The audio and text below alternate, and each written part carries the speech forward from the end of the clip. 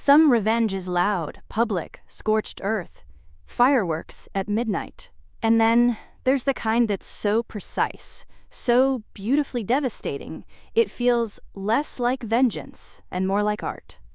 Welcome to the house on Sycamore Hill.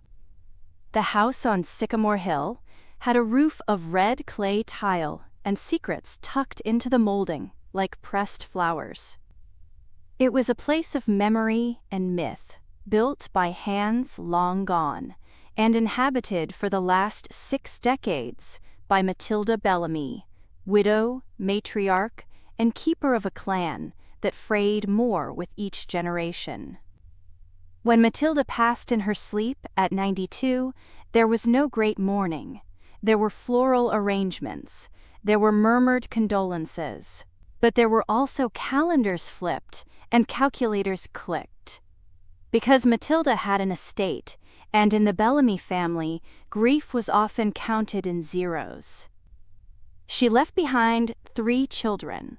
Charles, the firstborn, was a litigator with a Rolex collection and a disdain for inconvenience.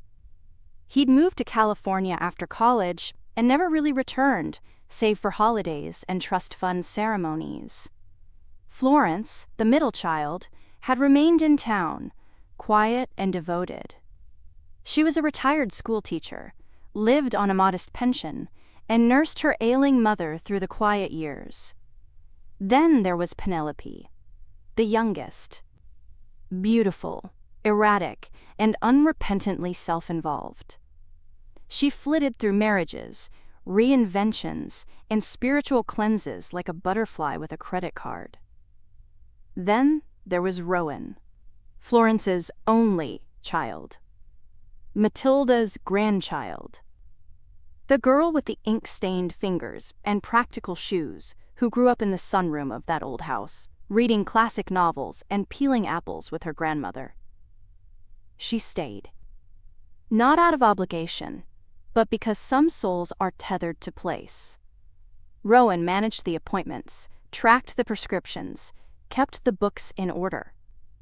When the cancer came, it was Rowan who held the basin and wiped the brow. When the morphine was administered, it was Rowan who whispered lullabies. Everyone assumed Rowan would be rewarded for that loyalty. But when the will was read in the paneled study by a man with 2 white teeth and too firm a handshake, things tilted sideways. Matilda's estate, just under $3.2 million, was to be divided as follows: 40% to Charles, 40% to Penelope, and 20% to Florence. Nothing for Rowan. Not a trinket. Not the antique pocket watch Matilda wore every day. Not the garden bench she'd refinished by hand as a teenager. Rowan said nothing. Her face didn't shift. But something inside her hardened, like clay fired in a kiln. She helped her mother through the disorientation and outrage. She made tea. She canceled a speaking engagement at the local college. And when Florence died 3 months later, a quiet stroke in the middle of a crossword, Rowan mourned alone. Charles flew in with a bottle of Macallan and a request that she, quote, take some time before making any big decisions. Penelope arrived 2 days late, bringing a silk scarf and eyeing the jewelry case like a hawk. "You can't live here alone, R.O.," she said sweetly, fingering Matilda's locket. "Let us help. Maybe store a few things safely for you." Rowan smiled. Her eyes were steady. No thank you. That night, she found the voice memo. It had been mislabeled in a folder called Groceries. Matilda's voice, sharp and lucid, crackled through the speaker. "If Charles wants money, he can sell one of his condos. And Penelope can pawn that ridiculous handbag. Florence and Rowan, they have given me everything. The rest of them just take." Rowan sat motionless in the dark, the audio looping softly. It wasn't enough. Not legally. But it was enough to begin. She hired a lawyer. Quietly. A woman named Katerina, with a reputation for surgical precision and absolutely no patience for bullies and blazers. Together, they filed a motion under seal to challenge the will. Rowan began reconstructing the final months of Matilda's life, not from memory, but from metadata. She subpoenaed bank statements. She traced the IP address from which the final draft of the contested will was sent to the notary, an address that belonged to Charles' office, not Matilda's home. She found nurses' logs contradicting the notarization date, proving Matilda had been heavily sedated that day. She requested footage from a neighbor's security system and discovered Penelope leaving the house with a small metal strongbox 2 weeks before Matilda died. Inside the old linen closet, behind an unused humidifier, Rowan found a crumpled carbon copy of a previous will. Dated 14 months earlier, it left 60% of the estate to Florence and 40% to Rowan, nothing for Charles or Penelope. The signature was smudged, but authenticated. When discovery hit, Charles offered a settlement. High 6 figures. Rowan declined. Then Penelope sent an email, veiled threats cloaked in faux concern. Families are delicate things, darling. Let's not drag this through the mud. Rowan sent it directly to her lawyer. The trial was short, the evidence devastating. The judge overturned the contested will and called the actions of Charles and Penelope a contemptible abuse of familial trust and legal process. Rowan inherited Florence's share by blood, and Charles and Penelope's by verdict. She didn't gloat. She didn't rage. She moved through the house like a curator preparing an exhibit. Carefully. Reverently. But she didn't keep it. Within 6 months, the Bellamy estate had been transformed. Not sold, not razed. Converted. It became a transitional shelter for women fleeing abusive partners, named Matilda's house. Each bedroom was named after a flower from the garden.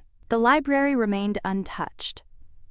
On the wall hung a single frame, a photograph of Matilda and Florence on a picnic blanket, Rowan asleep between them. The antique watch? Rowan buried it, not as a symbol of loss, but of legacy. Beneath the wisteria, just past the garden gate. No plaque, no fanfare, just a whisper. Okay, I need a moment. First, Charles and Penelope. These two really had the audacity to run an estate heist in broad daylight, assuming Rowan, the literal angel who kept Matilda alive and comfortable, would just roll over and sip her tea? Second, that families are delicate things email? Ma'am, you basically gift-wrapped Exhibit A for the prosecution and tied it with a bow. Third, Rowan, my queen. My CEO of calm, collected annihilation. She didn't scream. She didn't storm. She lawyered up with a scalpel, disguised as a human being, peeled back every fake signature and falsified date, and dropped a truth bomb so heavy the judge needed a moment. And then? Oh, she didn't just keep the spoils. She turned the family's greed palace into a sanctuary for women escaping real-life danger. Thematic justice, sustainable impact, zero pettiness wasted. The antique watch burial?